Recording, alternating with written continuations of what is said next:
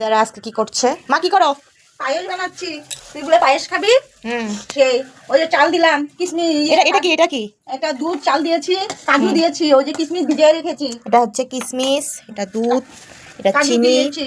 এটা আমার দিদা। দিদা আচ্ছা কি খাবে? পায়েস? তোমার মেয়ে পায়েস বানাতে জানে? জানে তো। জানে? এই যে আমার মা জানবো না নাকি? বুড়া হইতে চলেছে। দিদা, পায়েস খাইতে জানবো না। আমাদের মা যদি পায়েস বানাতে না জানে একটু শিখাই দিও। হ্যাঁ, সব জানে। জানে নাকি? সুন্দর করে বানাবে কিন্তু মা পায়েস। সুন্দর এই করে দেখো কি? পায়েস, খাবি সেই জন্য বানাচ্ছি। পায়েস হইতেছে। পায়েসটা আমি এখন নিয়ে আসলাম। কিশমিশ আনছি। হয়েছে? হ্যাঁ হয়ে গেছে। খেজুরের গুড় দিব। এই দেখো কি আমি পায়েস। ঠান্ডা হয়ে যাওয়ার পর খেজুরের গুড় দিব। পায়েস আমাদের রেডি। এখন ঠান্ডা হবে, খেজুরের গুড় দিলে মা। তারপরে আমাদের পায়েস রেডি। আমাদের পায়েস হয়েছে মা। হয়ে গেছে। ওই যে খেজুরের গুড় দিলাম। এই যে মা খেজুরের গুড় দিল। পায়েসটা তো একটু দুধ লাগতো, শুকে পানি হচ্ছে না। কিন্তু দেখতে তো দারুণ।